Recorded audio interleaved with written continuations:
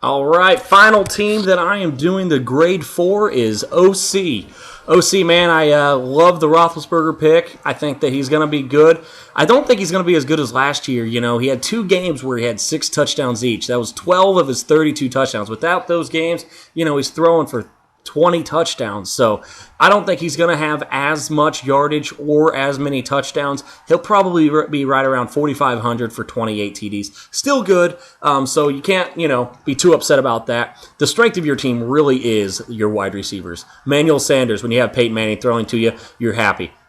A.J. Green, you know what? Healthy season will help Andy Dalton as well as his stats. A.J. Green's playing for a contract. He's going to do work. He's probably going to be, I would say, the number 2 wide receiver in the league is my bet this season. And then you got Jeremy Maclin. Now, with Maclin going to Kansas City, he's going to take a dip in touchdowns, but he's going to go up in reception. So with a PPR, that's all you need. You need those catches. Jason Witten, Mr. Consistency. He's going to be probably right around that top 10 tight ends. He has fallen off a little bit, and I think that Gavin Escobar will take some of his catches this year. So I'm expecting him to probably drop down into the 60 catch range instead of that 80 to 90 that he's used to. So don't be upset about that because you still got a good deal on him.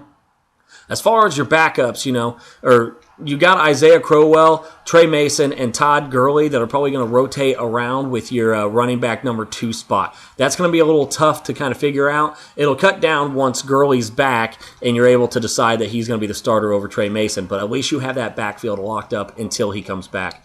With Forte, you know what you're going to get. Now, with the new offensive coordinator, you got to hope they're still going to pass it to him because he was best when he was receiving the football. And then you got Michael Floyd, Stevie Johnson. Philip Dorsett, I hate. I don't think that's a good pick at all. I don't think that he's going to do anything of value this year to really put him on the map to actually start with your wide receivers the way they are. With that pick, I would probably try to do a little bit more depth with the tight end. That would probably just be my suggestion there. Once again, Dorsett, what's he going to do to you, for you that Jeremy Maclin, Emmanuel Sanders, or A.J. Green's not? In the wide receiving core, it's going to be too full to try to get anything great out of him. But outside of that, man, the start of your team looks pretty good.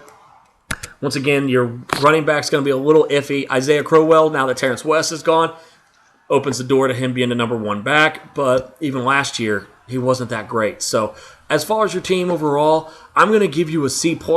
I think that it's actually got potential to be higher, but with your running back position, I think that it's going to be a little bit too much of a headache for you to run around.